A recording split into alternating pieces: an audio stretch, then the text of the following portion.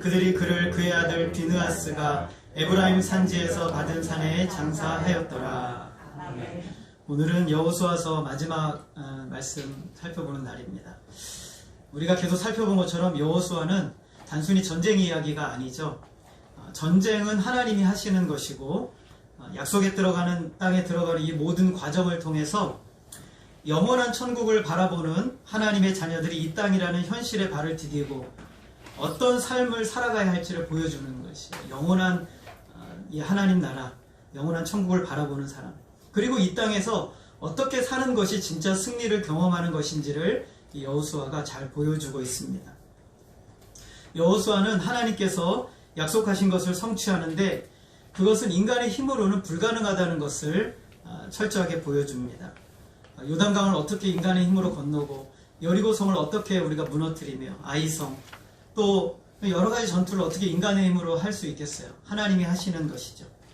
그러므로 인간은 이처럼 나약하고 연약하고 악하기까지 하지만 하나님께서는 하나님의 그 주권과 은혜로 이 부족한 모든 것을 압도한다 라는 것이 여호수아에 보여주고자 하시는 거예요. 그래서 궁극적으로 모든 약속은 하나님께서, 전능하신 하나님께서 성취해서 그 모든 것들을 하나님의 백성들에게 안겨주시는 선하신 하나님이시다 라는 것을 여호수아는 분명하게 보여줍니다. 모든 역사의 주인공은 하나님이시죠. 여호수아서 여러분 전체 그 주제라고 할 수 있는 구절은 1장 9절이에요. 우리 같이 한번 읽어볼까요? 시작. 내가 내게 명령한 것이 아니냐. 강하고 담대하라. 두려워하지 말며 놀라지 말라. 네가 어디로 가든지 내 하나님 여호와가 너와 함께 하시느니라 하시니라. 아멘. 이것이 여호수아 전체 주제 구절이에요. 하나님이 말씀하신 내가 너에게 명령한 것이 아니냐. 그러니까 강하고 담대하라. 여러분에게도 똑같은 말씀을 주고 계세요. 내가 너희들에게 명령한 것이 아니냐. 온 세상 만물을 창조하고 모든 능력과 권세와 주권을 가지고 온 세상을 주관하며 섭리하는 내가 명령한 것이 아니냐. 그러니 두려워하지 말고 담대하라 라는 것이죠. 여러분, 하나님의 자녀들의 인생에서는 이 주권적인 하나님의 은혜와 사랑을 깊이 깨닫는 게 너무 중요해요.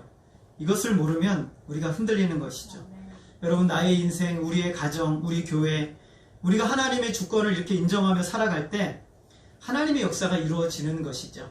여호수아 21장 45절 우리 같이 한번 또 읽어볼까요? 같이 읽겠습니다. 시작. 여호와께서 이스라엘 족속에게 말씀하신 선한 말씀이 하나도 남음이 없이 다 응하였더라. 처음에서는 내가 명령한 대로 너희가 따라가라 라고 말씀하시고 여호수아 마지막에서는 하나님께서 하신 선한 말씀이 하나도 남김없이 다 응하였더라. 저와 여러분의 개인과 가정과 교회에도 이런 역사가 있기를 주님의 이름으로 소원합니다.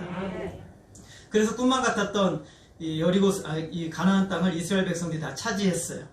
그리고 마지막에 여호수아서는 3명의 이야기로 끝을 맺습니다.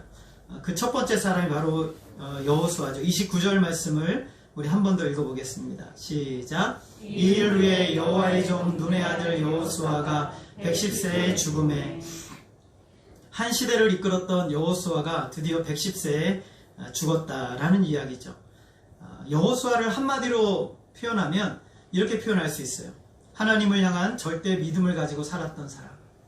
어떤 사람이라고요? 하나님을 향한 절대 믿음을 가지고 살았던 사람. 오늘 이 여호수아의 죽음을 성경은 슬프게 이야기하지 않습니다.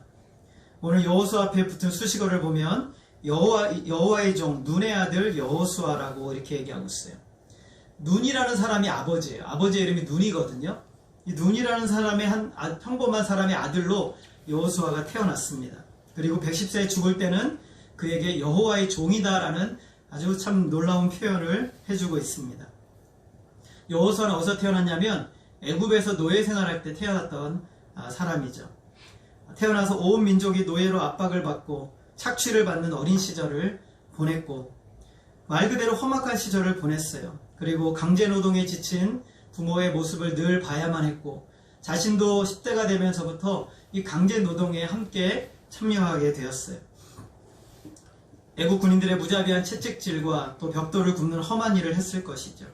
노동자로, 노예로 태어나서 노예로 자라갔던 사람이에요.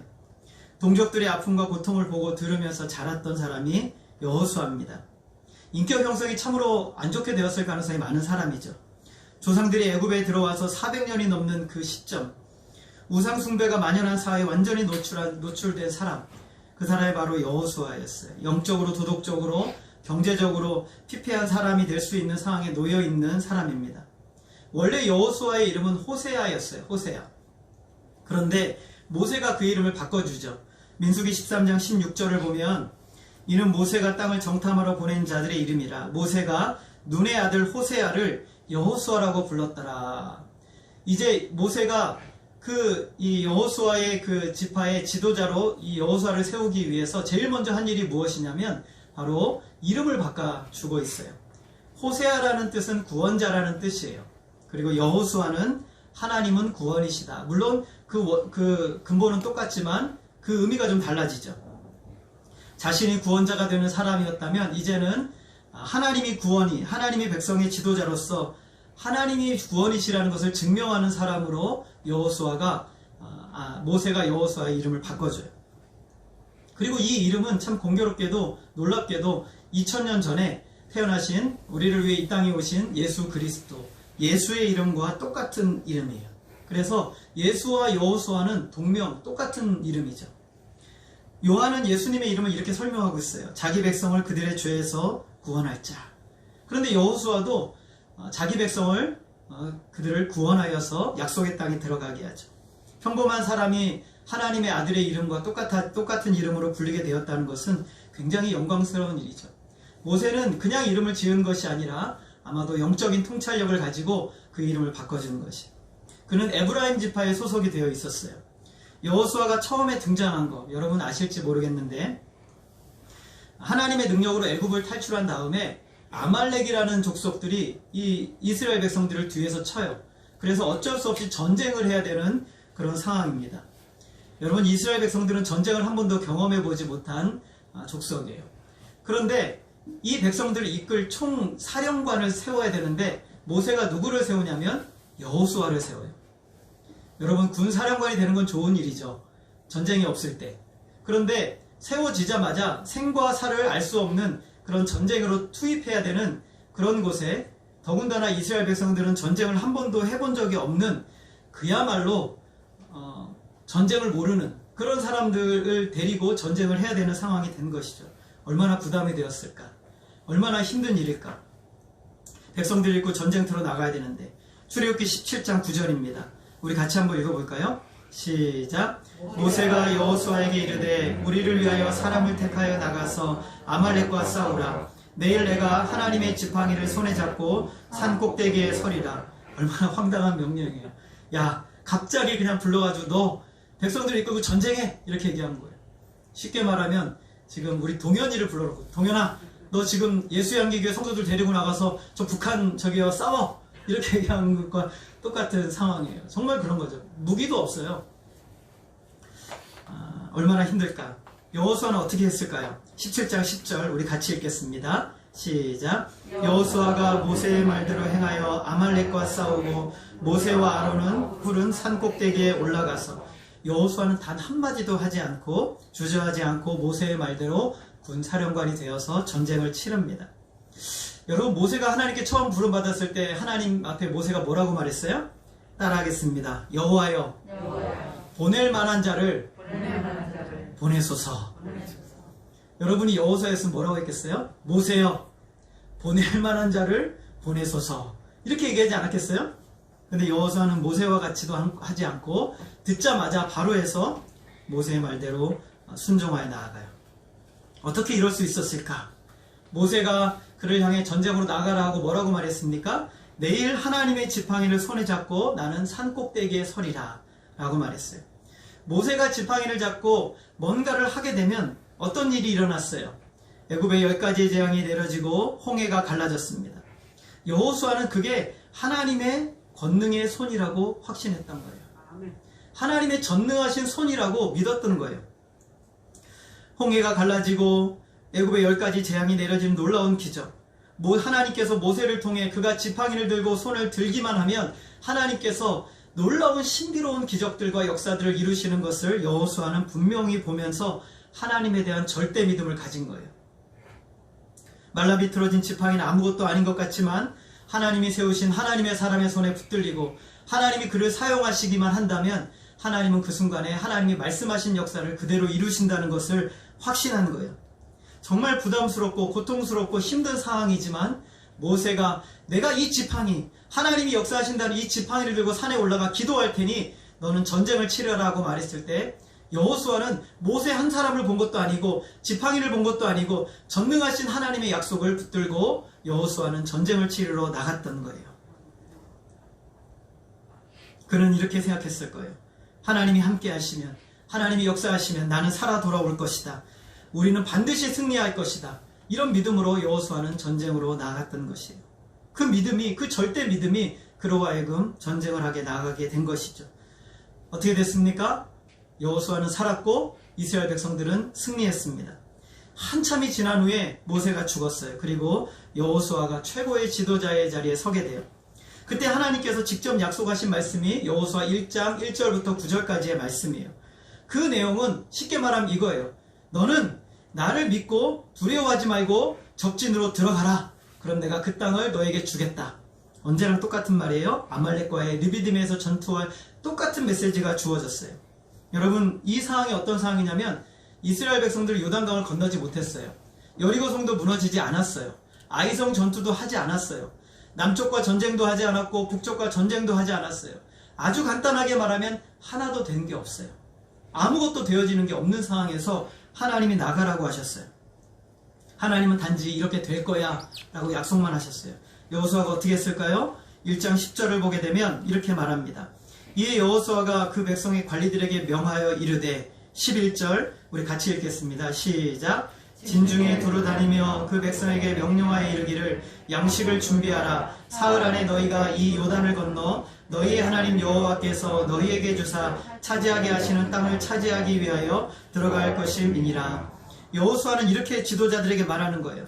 하나님께서 약속해 주신 그 말씀을 나는 조금의 의심도 없이 나는 들은 대로 믿고 들은 대로 그것이 이루어질 줄 확신한다. 그러므로 나는 너희에게 명령한다. 반드시 우리는 요단강을 건널 것이고 가나안 땅에 어떠한 대단한 적군이 있더라도 우리는 그들을 무찌를 것이고 어떤 상황과 환경이 일어나도 우리는 이 땅을 차지하게 될 것이다.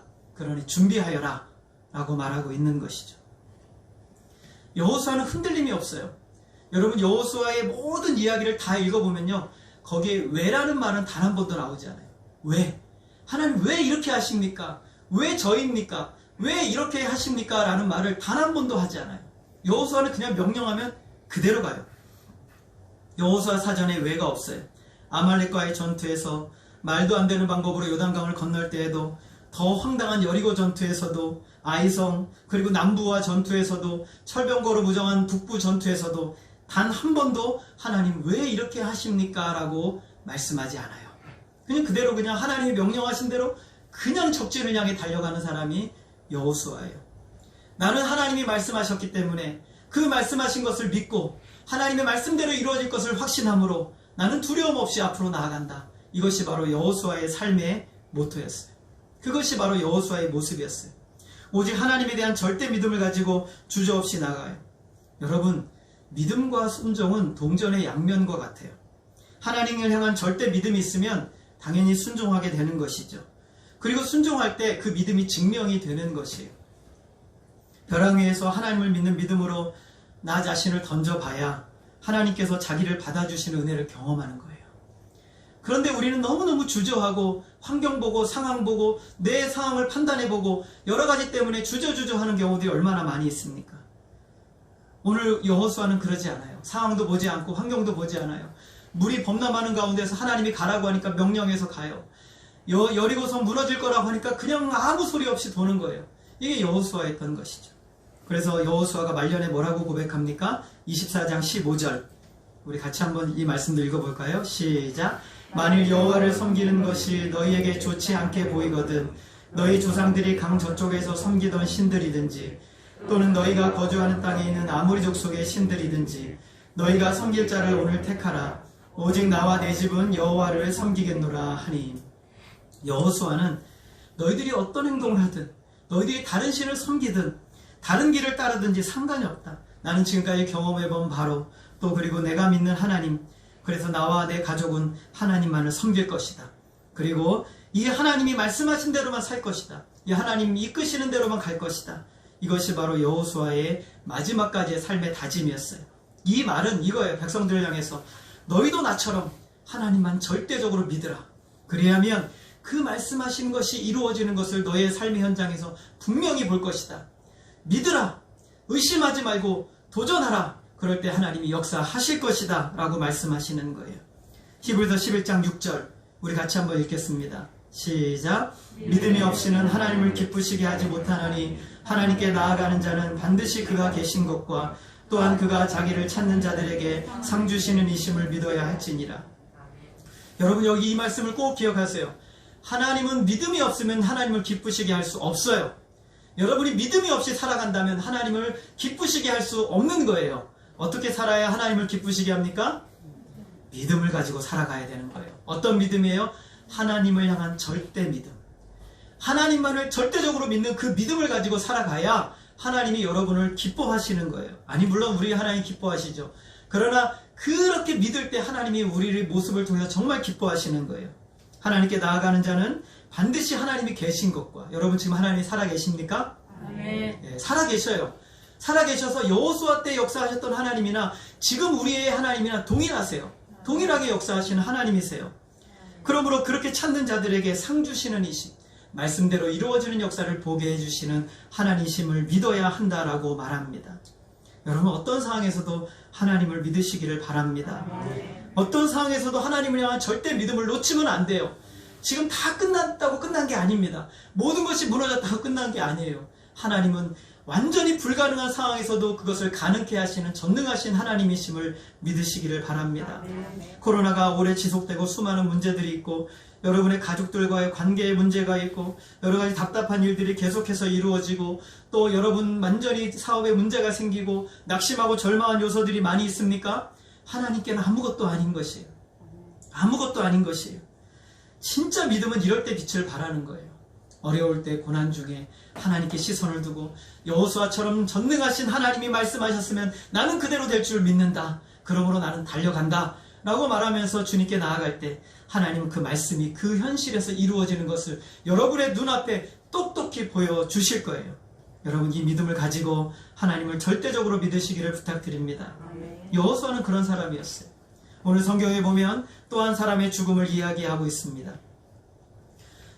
오늘 33절 말씀 우리 같이 한번 읽어볼까요? 시작. 제가 읽겠습니다. 아론의 아들 엘르아살도 죽음에 그들이 그의 아들 비느하스가 에브라임 산지에서 받은 산지의 산에 장사하였더라. 사실 우리 엘르아살은 많이 들어봤는데 잘 몰라요. 이 사람이 뭘 하는 사람이었는지 잘 알 수가 없단 말이죠. 엘르아살을 제가 한마디로 이 사람의 삶을 쭉 지켜보면서 정의를 해보니까 이런 사람이에요. 묵묵히 모든 상황마다 하나님의 뜻대로 순종한 사람. 특별히 그 사람이 열정이 있는 사람인 것처럼 보여지지도 않고 특별히 자기의 말을 한 것도 없고 그렇게 드러나지도 않았어요. 엘르아살이 말한 게 성경에 없어요. 자기 말이 별로 없는 사람이죠. 그러나 그는 언제든지 드러나요. 하나님이 명령하시면, 모세가 명령하시면 갑자기 엘르아살이라는 이름이 툭 튀어나와요. 그리고 그대로 순종해요. 이게 바로 엘르아살이라는 사람이죠. 엘르아살도 어디서 태어났냐면 애굽에서 태어났어요. 애굽에서 태어나서 부모들의 강제 노역과 고통을 보고 자랐어요. 10대를 강제 노역을 보고 자라는 것이죠. 그리고 자기도 강제 노역에 함께 고통을 받았어요. 어느 날 모세라는 작은아버지가 찾아온 거예요. 작은아버지가 찾아와가지고 우리가 애굽을 떠나 이제는 약속의 땅을 가야 된다는 거예요. 그래서 그때부터 온 천지가 개벽하는 역사가 일어나는 거예요. 애굽에 10가지의 재앙이 내려지고 그리고 모세는 지도자가 되고 아론도 지도자가 돼요. 자기 아버지. 여러분 엘르아살의 아버지는 아론이거든요. 아론도 지도자가 되는 거예요. 출애굽을 한 뒤에 모세는 대제사장을 임명하는데 그 사람이 바로 엘르아살의 아버지 아론이에요.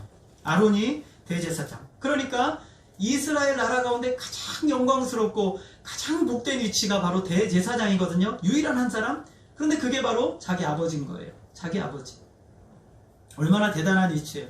그렇게 하면서 자기 위에 있던 두 형들도 제사장 취임식을 같이 해요. 아마도 엘르아살은 이때가 20세가 안 됐을 가능성이 많아요. 왜냐하면 가데스 바네아에서 불평한 사람들 20세 이상으로 다 죽는다고 했는데 엘르아살은 안 죽었거든요. 그러니까 아마 20세가 안 되었을 가능성이 많아요.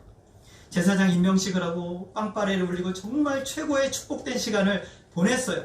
그런데 문제가 생겼어요. 뭐냐면 엘르아살의 두 명의 형이었던 나답과 두 명의 형이 나답과 아비후가 향로를 가져다가 하나님 앞에 분향을 하는데 하나님이 명하시지 않은 불을 향로에 담아다가 분향을 하다가 한날 한시에 하나님의 불이 내려서 다 죽어요. 두 명이 죽어버리는 거예요. 한날 한시. 얼마나 끔찍하고 슬픈 일이 일어났어요. 근데 엘르아살은 울지도 못해요. 슬퍼하지도 못해요. 그러자 바로 그들은 엘르아살은 바로 제사장에 임명이 되어서 형들의 직무를 감당하게 되는 것이죠. 그래서 그 일을 수행을 하게 돼요. 슬퍼할 겨를도 없이.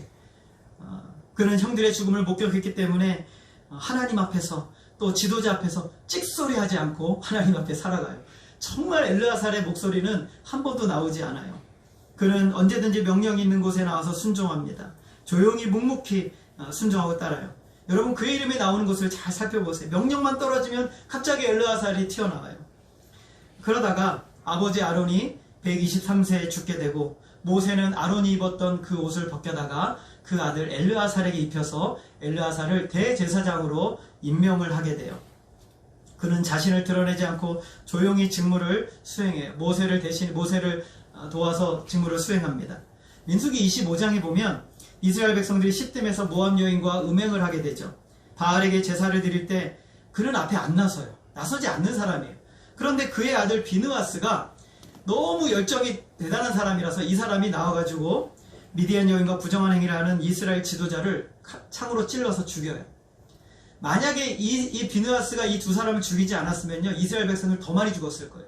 그런데 비느하스가 하나님의 열심으로 하나님의 진노로 이들을 죽임으로 말미암아 이스라엘 백성들에게 내려졌던 연병이 그치게 돼요. 엘르아살은 한마디 말이 없어요. 그리고 바로 이 사건 이후에 하나님께서 모세와 엘르아살을 명령 부르셔서 백성을 계수하라고 했을 때 또 엘르아살이 딱 튀어나와요. 그래서 하나님의 명령대로 백성들을 묵묵히 계수하고 이런 일들을 감당해요. 모세가 죽고 그리고 엘르아살은 이제 여호수아를 도와서 사역을 감당해요. 7년 반이 넘는 기간 동안에 묵묵히 드러나지 않게 여호수아를 보좌해요. 이름이 한 번도 나오지 않아요. 그러다가 땅을 분배할 때 여호수아를 도와 땅을 분배합니다. 애굽에서의 청소년 시절, 어린 시절, 광야 40년 형들과 아버지의 죽음을 목격하고 경험하고 약속의 땅에 들어와서 땅을 차지하는 이 기간 동안에 엘르아살은 그야말로 묵묵히 하나님이 명령하면 그 명령을 따르고 지도자가 명령하면 지도자의 명령을 따르고 그대로 순종하며 충성을 다해요. 맡긴 자리에서 이름 없이 빚도 없이 충성을 다해요. 그는 평생을 거의 여러분 대제사장 엘르아살이 아니라 아론의 아들 엘르아살이라고 불려요. 그는 죽을 때도 대제사장 엘르아살이 아니에요. 아론의 아들 엘르아살로 불려요. 그럼에도 불평이나 원망이 없어요. 대항하지 않고 감당한 자신의 자리에서 철저하게 자신의 사명을 감당한 참 믿음의 사람이었던 것이죠. 여러분 이런 믿음의 사람이 우리 곁에 있다면 얼마나 든든하겠어요. 하나님이 엘르아살을 얼마나 기뻐하셨을까.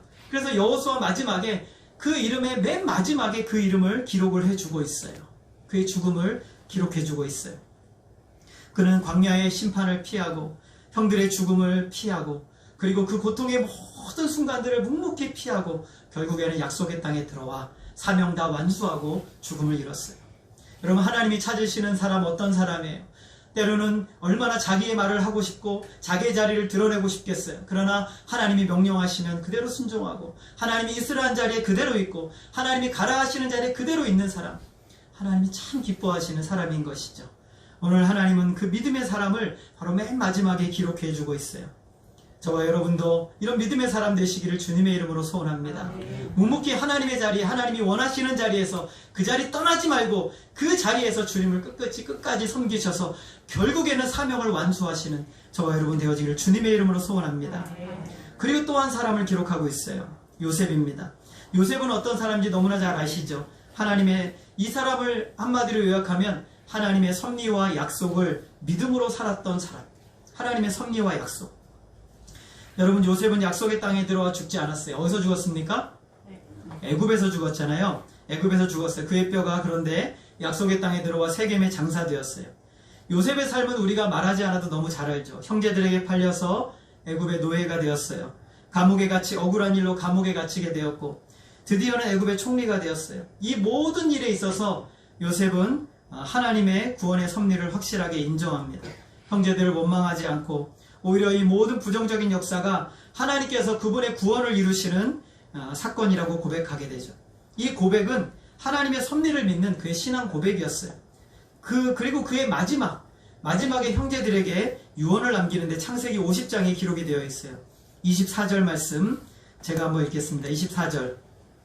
요셉이 그의 형제들에게 이르되 나는 죽을 것이나 하나님이 당신들을 돌보시고 당신들을 이 땅에서 인도하여 내사 아브라함과 이삭과 야곱에게 맹세하신 땅에 이르게 하시리라. 요셉은 뭘 알고 있어요? 지금 애굽에 들어왔지만 하나님이 약속대로 약속의 땅에 다시 들어가게 하실 것을 믿었어요. 그리고 25절 우리 같이 한번 읽겠습니다. 시작. 요셉이 또 이스라엘 자손에게 맹세시켜 이르기를 하나님이 반드시 당신들을 돌보시리니 당신들은 여기서 내 해골을 메고 올라가겠다 하라 하였더라. 요셉이 뭐라고 말하냐면 당신들은 반드시 약속의 땅에 들어갈 건데 나를 좀 도와라. 그게 무엇이냐면 이 땅에 있는 내 유고를 가지고 약속의 땅에 들어가서 거기다 장사하라 라고 명령을 합니다. 요셉은 애굽에서 가장 최고의 영광스러운 명예와 권력을 얻었지만 애굽에 묻히기를 원하지 않았어요. 그는 아브라함과 이삭과 야곱에게 약속하신 약속의 땅에 그가 묻히기를 소원했던 것이죠. 이 세상 영광이 아무리 좋아도 하나님이 주시는 것보다 좋을 수는 없어요. 여러분 믿으십니까? 이 세상에 아무리 좋은 것을 얻어도 이 세상보다 하나님 나라가 더 좋은 거예요. 비교할 수 없을 정도로 더 좋은 것이죠. 그는 애굽으로 들어온 야곱의 가족들을 반드시 약속의 땅에 돌아갈 것을 알았고 유골이지만 살아있진 않지만 그 유골마저도 약속의 땅에 들어가길 소원했어요. 그리고 그는 죽어서 애굽의 장례 방식대로 장례를 치르고 피라미드에 안치가 됩니다. 그런데 놀라운 것은 400년이 정도 흐른 후에 이스라엘 백성들이 출애굽할 때 그 정신없는 상황에서 모세가 요셉의 유골을 가지고 나가요. 출애굽기 13장 19절 우리 같이 한번 읽겠습니다. 시작. 모세가 요셉의 유골을 가졌으니 이는 요셉이 이스라엘 자손으로 단단히 맹세하게 하여 이르기를 하나님이 반드시 너희를 찾아오시리니 너희는 내 유골을 여기서 가지고 나가라 하였음이더라. 약속을 소망하며 죽었던 요셉을 거하나님은 잊지 않으셨어요. 그리고 요셉의 유언은 잊혀지지 않고 대대로 이어져 모세는 그 유언대로 요셉의 유골을 가지고 출애굽을 하는 거예요. 400년 동안 있었던 그 유골을 그 정신없이 출애굽을 하는 그 과정에서 모세는 요셉의 유골을 꼭 챙겨요. 왜냐하면 그가 단단히 맹세했거든요. 내 유골을 꼭 가지고 나가라 부탁을 했어요. 놀랍게도 광야 40년 동안 그 정신없는 상황에 수백만 명이 죽어나가는 그 상황에서 요셉의 유골은 안전하게 보존되었고 가나안 땅에서 7년 동안 전쟁을 치르는 그 기간 동안에 전쟁 상황에서도 땅을 분배받는 그 상황에서도 요셉의 유골은 안전하게 보존이 됩니다. 그리고 32절 우리 같이 읽겠습니다. 시작. 또 이스라엘 자손이 애굽에서 가져온 요셉의 뼈를 세겜에 장사하였으니 이것은 야곱이 베크시타를 주고 세겜의 아버지 하몰의 자손들에게 산 밭이라. 그것이 요셉 자손의 기업이 되었더라. 그는 자기 아버지가 베크시타를 주고 돈을 주고 산 땅인 세겜에 드디어 장사가 되었습니다. 그리고 그곳은 요셉의 기업이 되었어요. 약속의 말씀을 붙들고 소망한 그의 소망은 현실이 되었던 것이죠. 여러분 무슨 소망을 가지고 살아가십니까? 어떤 소망을 가지고 붙들고 계십니까? 하나님 나라를 향한 소망이 그 소망을 가지고 살아가는 모든 사람들에게 하나님은 그 나라를 주기를 기뻐하세요. 그 나라를 소망했던 요셉은 그의 유골이 그 나라에 들어가 안치되고 그리고 그의 후손들이 그가 안치된 그곳에 땅을 차지하여 살게 되는 참 복되는 해가 그에게 임하게 되었던 것이죠. 여러분 오늘 우리는 세 사람의 죽음과 장례를 살펴봤습니다. 여호수아는 하나님을 향한 절대 믿음으로 살았던 사람이죠. 오늘 하나님은 저와 여러분에게 말합니다. 너희도 이렇게 믿으라. 오늘 저와 여러분에게 이렇게 말하고 있어요. 너희도 이와 같이 믿으라 라고 말씀하고 있는 거예요. 여러분 하나님을 절대적으로 믿으시기를 바랍니다. 선하신 하나님은 절대로 여러분을 낙심하고 절망하는 자리로 밀어넣지 않으실 거예요. 선하신 하나님은 반드시 우리에게 가장 유익하게 가장 좋은 것으로 주실 거예요. 하나님이 우리에게 가라고 명령하시는 곳은 우리가 망하는 자리가 아니라 승리의 장소임을 믿으시기를 바랍니다. 하나님은 엘르아살을 통해서 묵묵히 있는 그 자리에서 충성하라고 명령하고 있어요. 여러분 있는 그 자리가 때로는 마음에 들지 않고, 그 자리가 또는 내가 원하는 자리가 아니고, 내가 더 좋은 길을 차지해야 되고, 내가 더 좋은 이름을 얻어야 된다고 생각하지 마시고, 하나님이 저와 여러분이 있는 그 자리에서 충성을 다하셔서 우리 주님께서 저와 여러분에게 잘하였도다 충성된 종아, 네가 작은 일에 충성하였으며 내가 이 큰 일도 너에게 맡기리라 하는 하나님의 놀라운 은혜의 말씀이 저와 여러분에게 들려지기를 소원합니다. 엘르아살이 바로 그런 사람이었어요. 네가 작은 일에 충성하였으며 내가 너에게 이제는 큰 일도 맡기리라 하는 충성의 사람이었던 것입니다. 그리고 하나님은 우리에게 요셉의 이야기를 말합니다. 하나님의 섭리를 인정하라. 모든 되어지는 상황에 하나님의 손길이 있음을 인정하라. 그리고 하나님의 약속을 믿고 그 나라를 소망하며 믿음으로 살아가라 라고 우리에게 말씀하고 있습니다. 여러분, 이 세상에서 잘되고 성공하는 소망이 아니라 하나님의 뜻이 이루어지는 소망이 저와 여러분의 소망이 되어지기를 주님의 이름으로 소원합니다. 그래서 그 아름다움을 보고 그 영광을 보는 저와 여러분이 되어지기를 주님의 이름으로 소원합니다. 그리고 주님이 오셔서 새하늘과 새 땅이 열리는 그날에 저와 여러분이 모두 다 들어가 영광의 하나님을 찬양하는 그 소망이 우리 안에 지금 살아가는 이 땅에서 온전히 누려지기를 주님의 이름으로 소원합니다.